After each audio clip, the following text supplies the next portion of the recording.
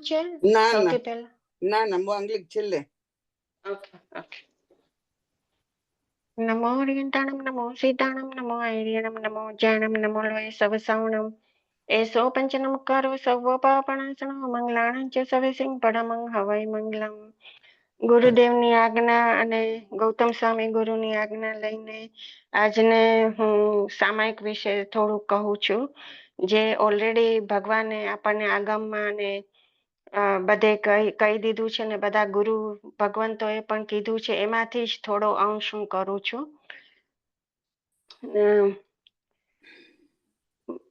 નમો ઓરિયન્ટાણમ નમો સિદ્ધાણમ નમો ઐર્યણમ નમો જ્ઞાનમ નમો લોય સવસાવણમ એસો પંચનમકારો સર્વપાપણાસનો મંગલાણં ચ સવેસિંગ પડમં હવૈ મંગલમ.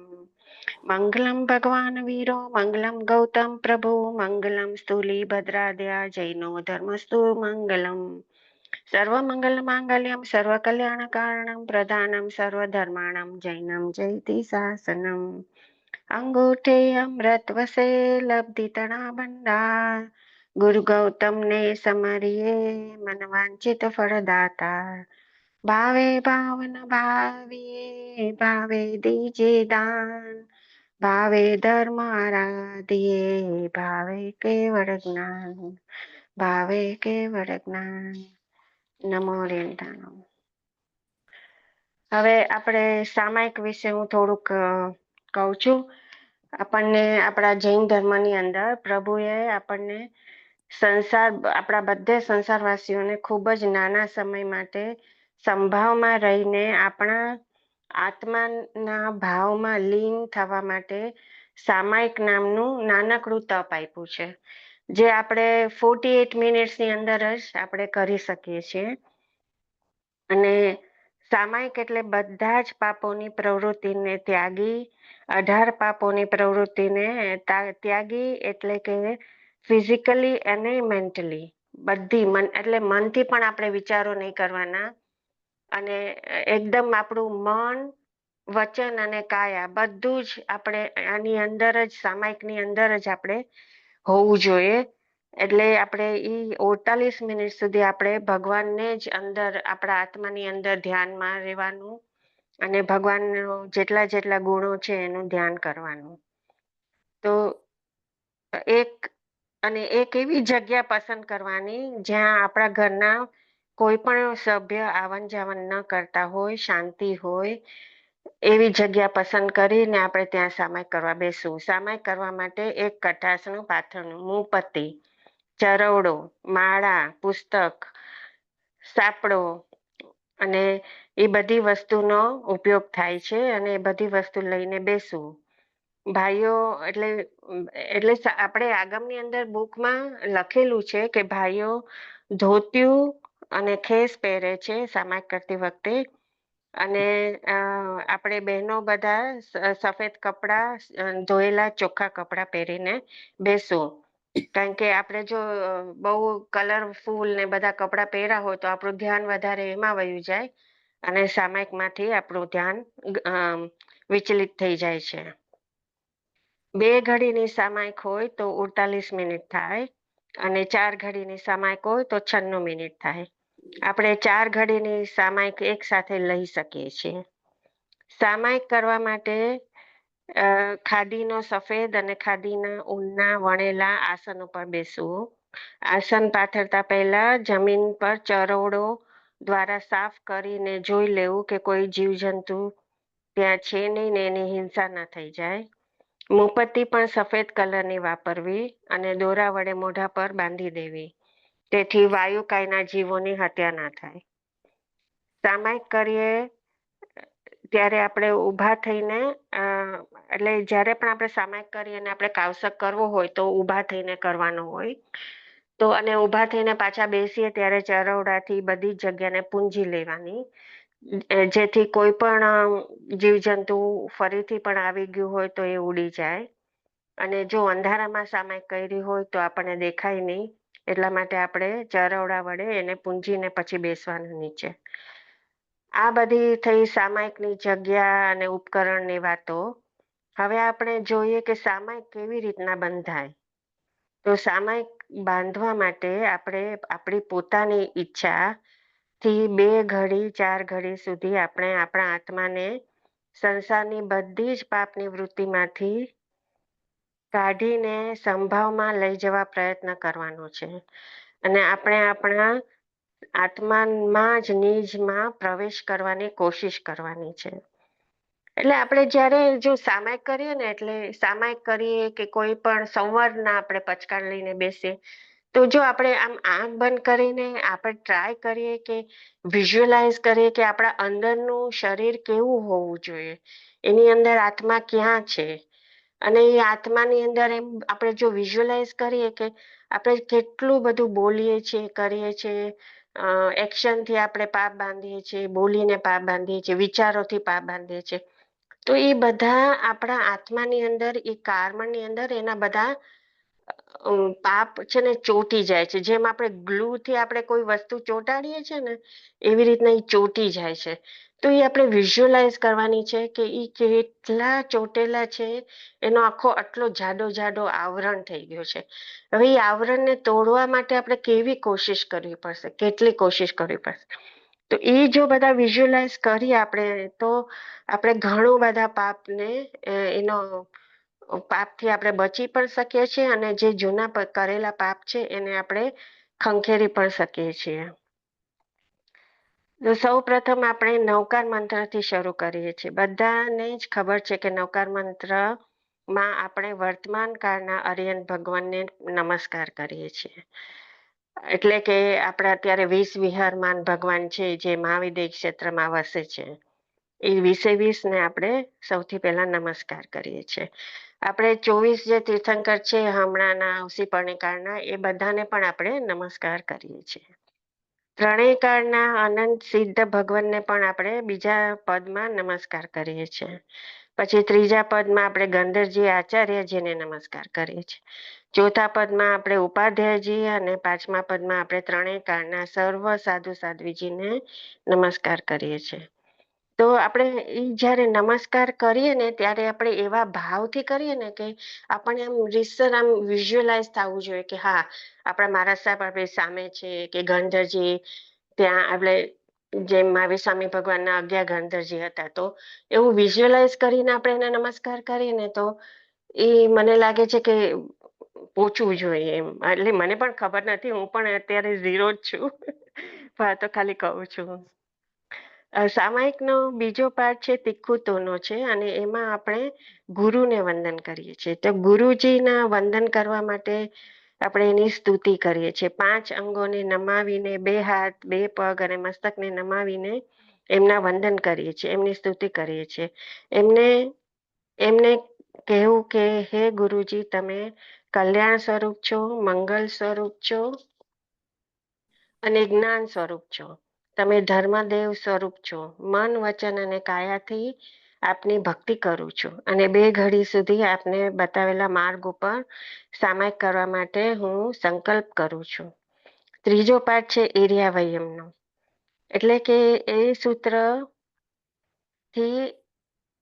આપણે એને આલોચના સૂત્ર પણ કહેવાય અને એ પાઠથી આપણે જે વિરાધના એટલે કે જીવોની વિરાધના કરી હોય અને એની માફી માંગવામાં આવે છે. આ પાઠ આપણને નીચું જોઈને ચાલવાનું, જીવોની દયા પાડવાનું શીખવે છે.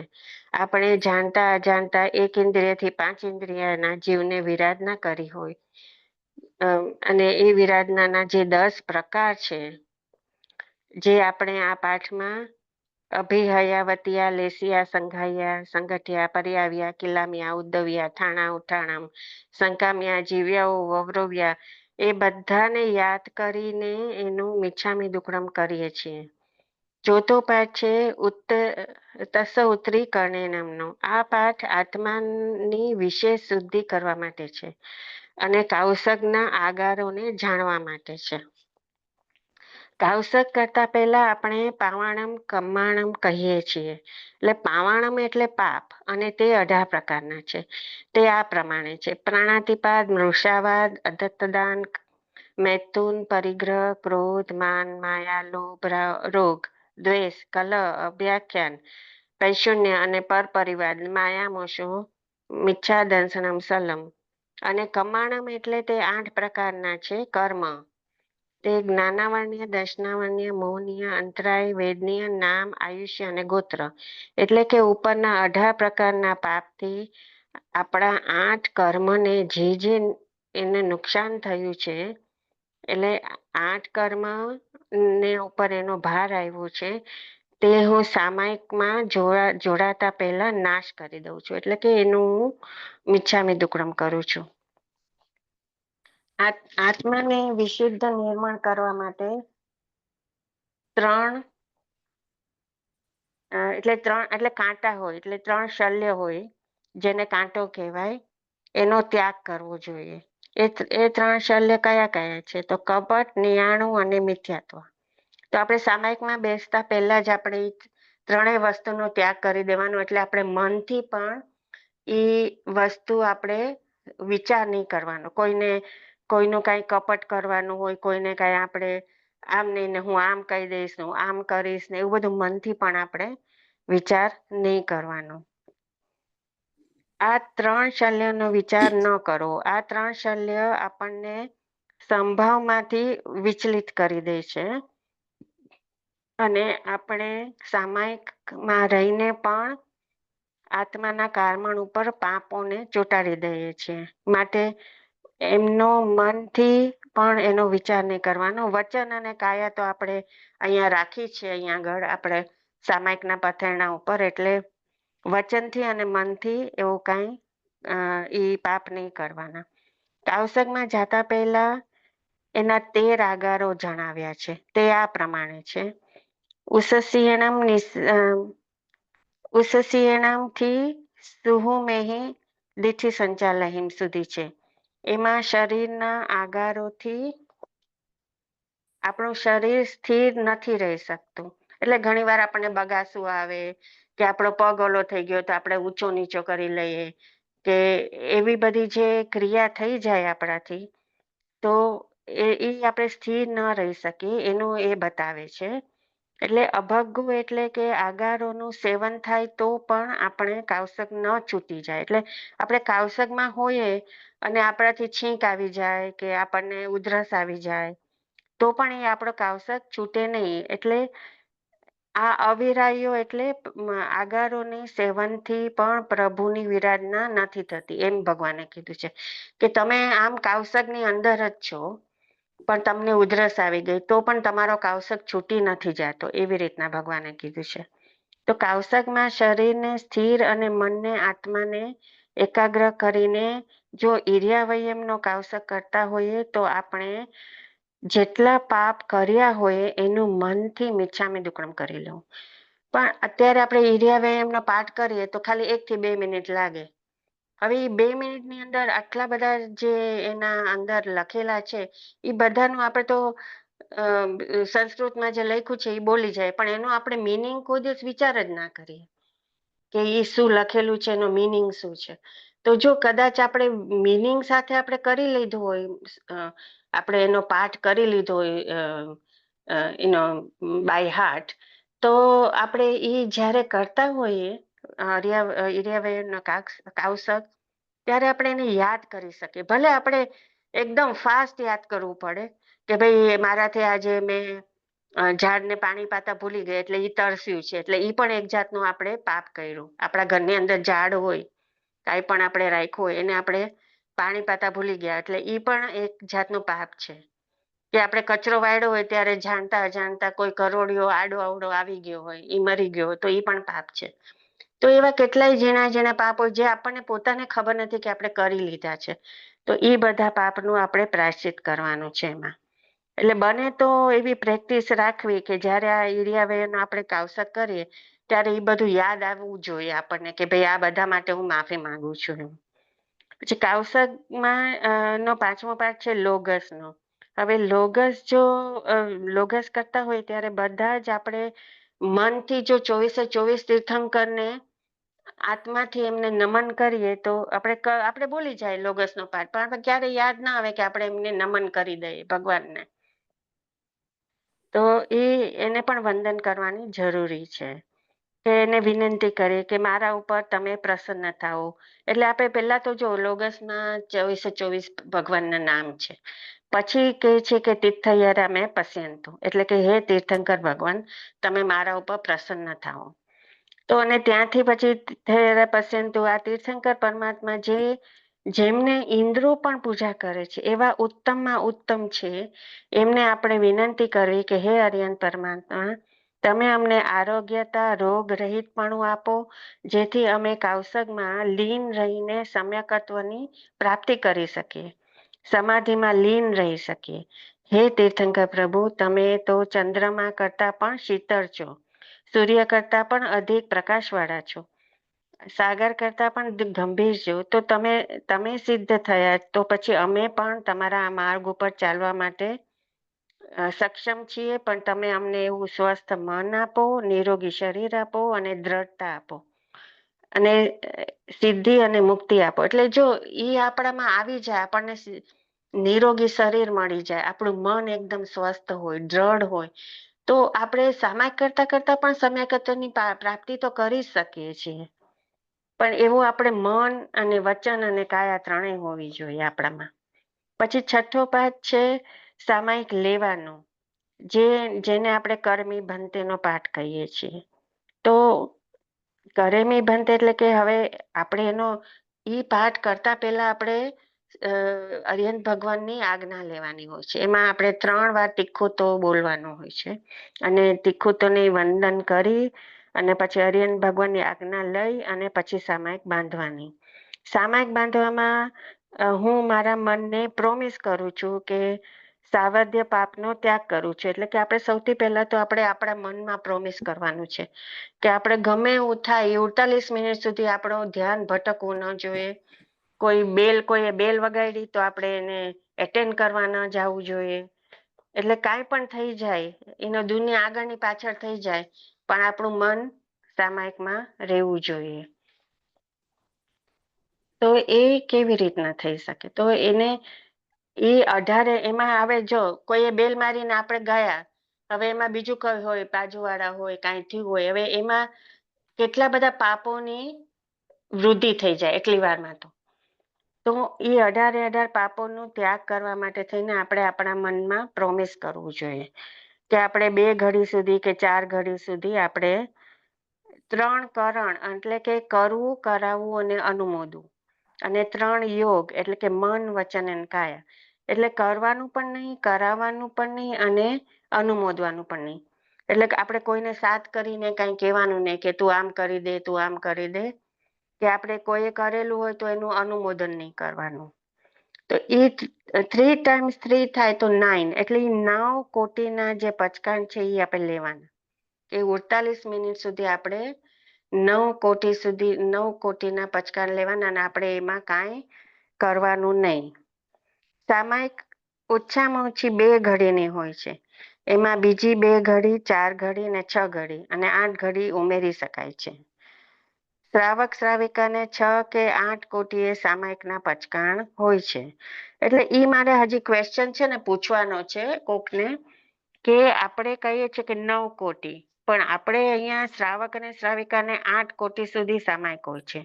તો એનો મિનિંગ શું થાય મને નથી ખબર, એટલે હું પૂછીને પછી ક્યારેક જણાવીશ તમને. સામાયિકમાં બીજી 2 ઘડીની સામાયિક ઉમેરવી હોય, હવે ધારો કે આપણે 4 ઘડી લઈ લીધી છે, આપણા ઘરમાં આપણે આખો દિવસ આપણી પાસે ટાઈમ છે અને આપણે બીજી 2 ઘડી એમાં ઉમેરવી છે, તો એના માટે થઈને આપણે પહેલા 3 વાર તીખુતોનો પાઠ બોલવો, પછી સામાયિકનો 6થો પાઠ બોલવાનો અને તેમાં કાર થકી 2 ઘડી ઉપરાંત ન પારું સુધી એ શબ્દની બદલે કાળ થકી ગયો કાળ ભેળવીને 2 ઘડી ના પચકાણ કર્યા છે, તેમાં 2 ઘડી ઉમેરીને કુલ 4 ઘડી ઉપરાંતની ન પારું ત્યાં સુધીના પચકાણ આ પ્રમાણે બોલવું. પછી 3 નમોથણું બોલીને 3 નૌકાનો કાવસક કરો. એવી રીતના આપણે 2 ઘડીની સામાયિક ઉમેરી શકાય છે. અને આ જે વસ્તુ મેં હમણાં કીધી ને, એ આપણી સામાયિકની, આપણા પ્રતિક્રમણની બુકમાં નીચે લખેલી છે. સામાયિકની નીચે એ તમે વાંચી લેજો, અને કોઈને સમજવું હોય ને તો ફરી ફરી વાંચીને સમજી લેજો. એટલે નિંદામી એટલે આત્મા ની સાક્ષીએ દોષોની આલોચના કરવાની, અને ગરિયામી એટલે ગુરુ સાક્ષીએ દોષોની આલોચના કરવાની. અને આ રીતે આપણે છઠ્ઠા પાઠમાં સામાયિકમાં સ્થિર રહેવાનો સંકલ્પ કરી ને ધર્મ, સ્વાધ્યાય, માળા, અનુપૂર્વી વગેરે એ સમયમાં કરી અને આપણે 18 પાપોત્થાનોને દૂર કરી દઈએ છીએ. સામાયિક બાંધ્યા પછી આપણે 3 વાર નમોથણું બોલીએ છીએ. તો પહેલું નમોથણું આપણે સિદ્ધ ભગવાનને કરીએ છીએ, બીજી વાર અરિહંત ભગવાનને કરીએ છીએ, અને ત્રીજી વાર સર્વે આચાર્ય, ઉપાધ્યાય અને સાધુ સાધ્વીજીને જીન આજ્ઞામાં જ્યાં જ્યાં વિચરતા હોય તેમને પ્રણામ વંદન કરીએ છીએ. જ્યારે સામાયિકનો સમય પૂરો થાય ત્યારે આપણે પાઠ 8મો બોલવાનો હોય છે. એટલે સામાયિક પાડવાની વિધિ છે. તો એમાં શું છે કે એનો મિનિંગ શું છે કે આપણે જે સામાયિક કરતા કરતા આપણે જે અત્યાચાર કર્યા છે એ બધાનું નિવૃત્તિ છે, એટલે એ પાપમાંથી મુક્તિ છે. એટલે સામાયિકમાં જાણતા અજાણતા લાગેલા દોષોની નિવૃત્તિની માફી માંગવી. પાપના 4 પગથિયા છે: અતિક્રમ, વ્યતિક્રમ, અતિચાર ને અનાચાર. તો અતિક્રમ એટલે વ્રતની મર્યાદા તોડવાની સામગ્રી એકઠી કરવાની, એટલે કે યોજના બનાવવાની. એટલે આપણે હવે ધારો કે સામાયિકમાં બેઠા બેઠા આપણે વિચાર કરીએ કે હવે મારે આ રસોઈમાં આ કરવાનું છે, ઓલું કરવાનું છે, એ બધું પાપ શરૂ થઈ ગયું ને. આપણે એની યોજના બનાવી દીધી, આપણે એ બધા વિચાર, એના અતિચાર આપણે શરૂ કરી દીધા.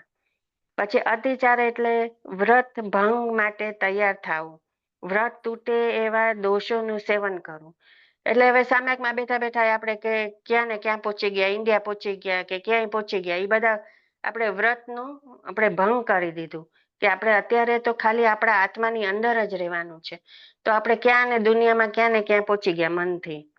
અનાચાર એટલે વ્રતની મર્યાદાને તોડીને સર્વથા વ્રતનો ભંગ કરવો. એટલે હવે આપણે સામાયિક હજી બાકી છે, 8 મિનિટની વાર છે, અને આપણે એને ફટાફટ પૂરી કરી દીધી, કારણ કે હજી આપણે કંઈક મનમાં વિચાર આવ્યો, હજી આ બાકી છે ને ઓલું બાકી છે. એટલે એને પ્રવૃત્તિની મર્યાદાને તોડીને સર્વથા એનો ભંગ કરવા માટે થઈને સ્ટાર્ટ જ કરી દીધું આપણે. અને સામાયિકમાં એવા 5 સામાયિકમાં એટલે આપણે એ બસ પૂરું એનું આખું જે અતિચાર છે એ પ્રોપર એનો પાપ આપણે સેવી લીધો. અને એવા 5 અતિચાર છે: મન દુપણિયાણે, વય દુપણિયાણે, કાય દુપણિયાણે, સામાયસ્ય સય અકરણ્ય અને સામાયસ્ય અણિવઠ્યસ્ય કરણ્ય. તો એટલે શું કે મન દુપણિયાણે એટલે શું કે મન દુપણિયાણે એટલે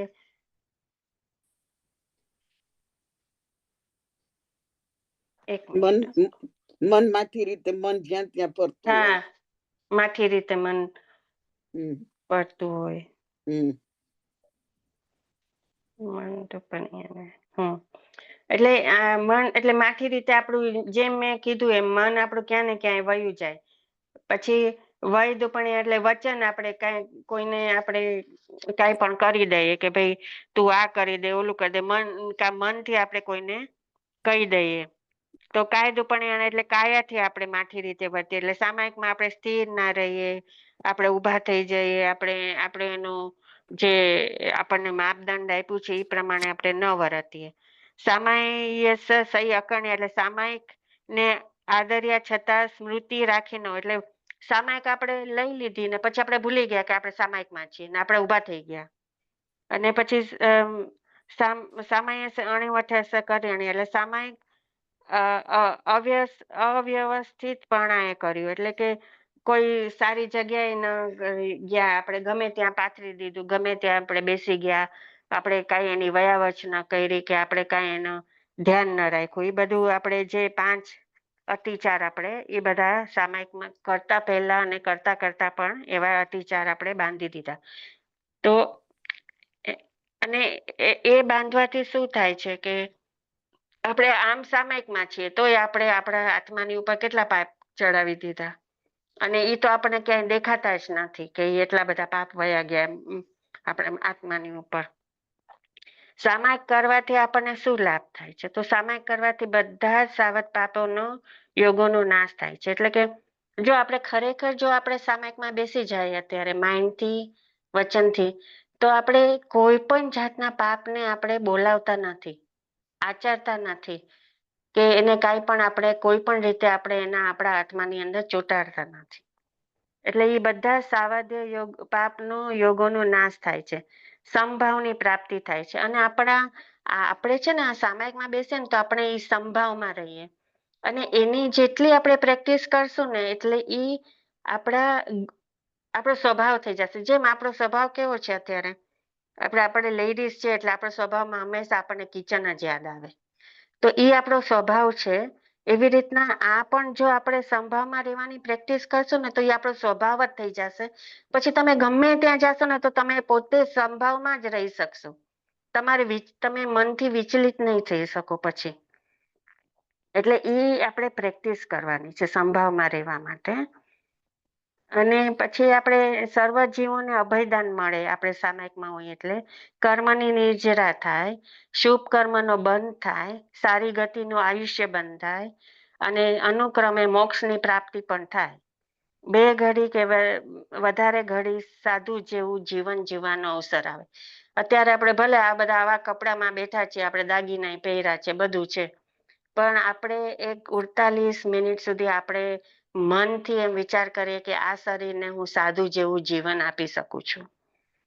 સામાયિકમાં બહેનો અને ભાઈઓએ એકબીજાને અડવું ન જોઈએ, કોઈને પણ દુઃખ થાય તેવું બોલવું ન જોઈએ. સામાયિકમાં 32 દોષોને ટાળીને સામાયિક કરવી જોઈએ. એમાં 10 મનના છે, 10 વચનના છે અને 12 કાયાના છે. એટલે સામાયિકમાં ખુલ્લે મોઢે બોલવું ન જોઈએ. સામાયિકમાં ઇલેક્ટ્રોનિક સાધનોનો ઉપયોગ ન કરવો જોઈએ, સ્વિચોને અડવું ન જોઈએ, કોઈની હિંસા થાય એવી પ્રવૃત્તિ કરવી ન જોઈએ. હવે આપણે અત્યારે કેટલા વર્ષોથી આ ઝૂમમાં સામાયિક કરીએ છીએ, ભલે આપણે અત્યારે કરીને એમાં ઘણું બધું આપણે શીખ્યા, પણ જો ઈ બરોબર છે, આપણે અઠવાડિયામાં 1 વાર આ દોષ લઈએ જ છે આપણે આત્મા ઉપર, પણ પછી જો આપણે ઈ પ્રેક્ટિસ કરીએ કે વિધાઉટ આ ઝૂમ વગર કે વિધાઉટ એનીથિંગ આપણે 2-4 વધારે સામાયિક કરીએ અઠવાડિયાની અંદર, તો આ બધા પાપો જે ચોંટાડીએ છીએ દર રવિવારે એ ઓછા થઈ જાય. અને આપણે એવો મનમાં પણ ભાવના ભાવવી જોઈએ કે આ તો ન છૂટકે અમે કરીએ છીએ, અમારે અહીંયા કોઈ ગુરુ નથી, કોઈ છે નહીં, એટલે આપણી પાસે કોઈ અત્યારે આપણને સમજાવવા માટે કોઈ નથી, એટલે આપણે આ ઝૂમનો ઉપયોગ કરીને આપણે આ બધું કરીએ છીએ. અને એટલા માટે જો એ મનમાં વિચાર એવો ભાવ આવે ને કે આ કરીએ છીએ એ ખોટું છે, પણ તો પણ સાચા માટે ખોટું છે, તો પણ આપણા પાપની નિર્જરા થાય છે. સામાયિકમાં સ્વાધ્યાય કરવો, આત્મા ગુણોને 12 ભાવનાનું ચિંતન કરવું, નવો પાઠ કંઠસ્થ કરવો અને માળા ગણવી વગેરે ધર્મના કાર્યમાં મનને લીન રાખવું. એટલે હવે આ બધું આપણે માઇન્ડથી વચનથી ને કરીએ એ બધાને હવે ખબર છે, પણ હવે આપણે ખાલી શું કરવાનું છે, તો પ્રેક્ટિસ કરવાની છે કે એ 48 મિનિટ સુધી આપણે બીજા કોઈ વિચાર ન આવે, કાંઈ ન આવે, ને આપણે આપણા આત્માની અંદર સ્થિર રહે એવી પ્રેક્ટિસ કરવાની છે. હવે એમાં એક વાર્તા છે પુણ્ય શ્રાવકની, જે બધાને જ ખબર છે કે પુણ્ય શ્રાવકની જે સામાયિક હતી મહાવીર ભગવાને પણ વખાણી હતી. તો એની જે સ્ટોરી છે એ આમ તો બધાને ખબર છે, પણ હું ફરી એકવાર કહું છું કે એકવાર મહારાજા શ્રેણીક ભગવાન મહાવીર પાસે દેશના સાંભળવા ગયા હતા. તો દેશના પૂરી થઈ ગયા પછી એમણે મહાવીર ભગવાનને પૂછ્યું કે હે પ્રભુ, હું મારો આત્મા આ ભવ પછી ક્યાં જશે, ક્યાં આગળ જન્મ લેશે? તો ભગવાન મહાવીરે એને કીધું કે ભાઈ, તારો આત્મા તો નરકમાં જવાનો છે. તો એ તો એકદમ ડરી ગયા કે મારો આત્મા, હું આટલું બધું પુણ્ય કરું છું તો કેવી રીતના નરકમાં જાય? ત્યારે ભગવાન મહાવીરે કીધું કે યાદ કરો તમે શું કર્યું તું, શા માટે તમને નરક મળે છે? તો સૈનિક રાજાએ એના લાઈફના અર્લી સ્ટેજમાં, ટીનેજરમાં કે યુવાવસ્થામાં એમણે હરણીને મારી હતી, અને એ હરણી પ્રેગ્નેન્ટ હતી. અને એટલે 2 જીવ થઈ ગયા, અને એ 5 ઇન્દ્રિયના 2 જીવ થયા. અને માર્યા પછી એને ખબર પડી કે હરણી પ્રેગ્નેન્ટ હતી, તો એ વધારે ખુશ થઈ ગયા કે ઓ, મેં તો આજે 2 જીવને માર્યા. એટલે ચલો માર્યું તો ઠીક, પણ એના ઉપર એને અનુમોદન કર્યું, માર્યાની ખુશી અનુભવી. એટલે એનો જે પાપ હતું એ એટલું બધું અક્યુમ્યુલેટ થઈ ગયું કે ડબલ ને ત્રબલ થઈ ગયું અને એમને નરક, અને એ જ સમયે એમનું આયુષ્ય બંધ પડ્યું. તો એ આયુષ્ય બંધ થી એને શું થયું કે એનું સીધું નરકનું આયુષ્યનો બંધ પડી ગયો. એ પછી એમને ધર્મ પ્રાપ્ત થયો, એમણે ઘણી બધી નિર્જરા કરી એમના પાપોની, પણ જે બંધ પડેલો હોય એ તો એને ભોગવવો જ પડે, એનાથી તો છૂટાય જ નહીં. એટલે એમને ખબર હતી તો પણ એ મહાવીર સ્વામી ભગવાનને પૂછે છે કે પ્રભુ મારે એ નરકનું આયુષ્ય નિવારવા માટે હું શું કરી શકું? અને ભગવાનને પણ ખબર હતી કે એનું આયુષ્ય એ નિવારી જ ના શકે, એને એ જવું જ પડે નરકની અંદર. પણ એમને સમજાવવા માટે થઈને એ 5 ઉપાય બતાવે છે. એ કહે છે કે તારા દાદી છે ને એને તું મારી પાસે અહીંયા એનો વંદન કરવા લઈ આવ. એના દાદી એવા હતા કે એ કોઈ દિવસ ધર્મમાં માનતા જ નતા, અને એને વંદન કરવું જ નહોતું કોઈનું. એટલે એ તો શક્ય નહોતું. એને ઘણી કોશિશ કરી કે એના દાદીને મહાવીર ભગવાન પાસે દર્શન કરવા લઈ આવે, પણ એ ક્યારેય આવ્યા જ નહીં. પછી બીજું એને ઉપાય બતાવ્યો હતો કે તારી દાસી જે છે ને એને એ દાસી પાસેથી તું દાન કરાવ, એનો મારા સાહેબને તું વોરાવાનું દાન કરાવ, કે એના દાનથી કદાચ તારું પાપ ઓછું થાય. પણ એ દાસીને એવું અંદર એના આત્મા એવો હતો ને કે એને એમ જ હતું કે મારે કોઈને દાન કરવું જ નથી. ત્યારે એને દાસીએ ના પાડી દીધી કે હું કોઈને કાંઈ પણ દાન નહીં કરું. તો આ રાજા હતા એટલે કે મારો હુકમ છે અને હું તને આપું છું ને, તારે તારા પૈસાથી નથી દાન કરવાનું, હું તને કહું છું દાન કર. તો એને ત્યાં ભોજનશાળામાં જમવાનું હતું અને મારા સાહેબને ઓરાવવા માટે એ માનતી જ નથી, એનો હાથ જ નથી આપતી, તો એને ચમચા એના હાથ ઉપર બાંધી દીધો અને પછી એનાથી એને દાન દેવડાવ્યું. તો એ દાન દેતા દેતા એમ બોલી કે હું દાન નથી આપતી, આ રાજાનો ચમચો દાન આપે છે. એટલે એ પણ ના થયું. પછી એને ત્રીજું એવી રીતના કીધું કે હવે એનો આ એક કાલ સવરી એક કસાઈ છે જે દરરોજ 500 પાડાને મારી નાખે છે. તો તું એક કામ કર, તું એને મારવાનું, એને જે 5 ઇન્દ્રિયની જીવની જે હિંસા કરે છે એને એક દિવસ માટે એ હિંસા ન કરે એવો એને પ્રતિબોધ આપ. હવે રાજા એને જઈને કેટલું સમજાવે છે તો એ માનતો જ નથી કે ના, હું તો પાડા મારીશ એટલે મારીશ જ. એટલે એને એ બાંધીને કૂવામાં પૂરી દે છે. હવે એ કૂવામાં એને અંદર મૂકી દે છે. ત્યાં એને માટી હોય છે, એની દિવાલ ઉપર એ પથ્થર લઈને 500 પાડાનું ચિત્ર કરી એક એક પાડાનું, ને પછી એને મારતો જાય છે. તો આખા દિવસમાં એ 500 પાડા એવી રીતના મારે છે. એટલે એ મનથી એ 500 પાડાને એને મારી નાખ્યા. ભલે એને ફિઝિકલી નથી માર્યા, પણ મનથી માર્યા, એનું પણ પાપ તો એને લાગ્યું છે, એટલે એ પણ એનાથી ન થયું. પછી એના સૌથી છેલ્લો ઉપાય ને એ આપે છે કે આ પુણ્ય શ્રાવકની સામાયિક તું લઈ આવ વેચાથી. તો એ પુણ્ય શ્રાવકના ઘરે જાય છે. તો પુણ્ય શ્રાવકની પત્ની એને મળે છે, કે છે કે ક્યાં છે પુણ્ય શ્રાવક? તો કે એ તો અત્યારે સામાયિકમાં બેઠા છે, 48 મિનિટ પછી એમની સામાયિક આવશે, ત્યાં સુધી એ રાજા રાહ જુએ છે. પછી જયારે એમની સામાયિક પૂરી થાય છે અને એ બહાર આવે છે ત્યારે એ રાજાને જોઈને એકદમ અચંભિત થઈ જાય છે કે રાજા તમે કેમ અહીંયા? તમે કીધું હોત તો હું આવી જાત તમારે ત્યાં, શું મારું કામ પડ્યું? તો કે મારે તારું એક કામ પડ્યું છે કે મને તારી એક સામાયિક આપ, તને જેટલા પણ દ્રવ્ય જોશે હું બધું જ આપવા તૈયાર છું. તો પુણ્ય શ્રાવક કહે છે કે ભાઈ મને તો ખબર જ નથી કે મારા સામાયિકનું મૂલ્ય શું છે, તો હું કેવી રીતના તમને આપું? અને આ વાત તમને કોણે કરી મારી સામાયિક લેવાની? તો એને કીધું કે ભગવાન મહાવીરે. તો કે ચાલો આપણે ભગવાન મહાવીર પાસે જ જઈએ, તો એ જ મૂલ્ય બતાવશે કે આનું મૂલ્ય શું થાય છે. એ લોકો મહાવીર સ્વામી ભગવાન પાસે જાય છે. ત્યારે મહાવીર સ્વામી ભગવાન કહે છે કે આ સામાયિકનું મૂલ્ય ન જ હોય, એમનું એટલું બધું પુણ્ય બંધાયેલું છે કે એમાંથી તું કાંઈ પણ નહીં લઈ શકે, રાજાને કહે છે. પણ તને સમજાવવા માટે થઈને મેં આ 5 ઉપાય બતાવ્યા હતા, જે તું ક્યારે પણ નહીં કરી શકે. અને 5મો ઉપાય એક એ હતો કે એને મારી સામે ભગવાને રાજાને કીધું હતું કે તું નવકાશીનું પચકાણ કર. તો એ નવકાશીનું પચકાણ એ કરે છે રાજા પોતે, કે તું જો એક નવકાશીનું પણ પચકાણ કરીશ ને તો તારા પાપ થોડા ઓછા થઈ જશે. તો એ નવકાશીનું પચકાણ કરે છે, પણ બીજે દિવસે સવારે સૂરજ ઉગતા પહેલા જ ખાઈ લે છે, એટલે નવકાશી પૂરી નથી થતી, એટલે એ પણ એનું વ્રત ભંગ થઈ જાય છે.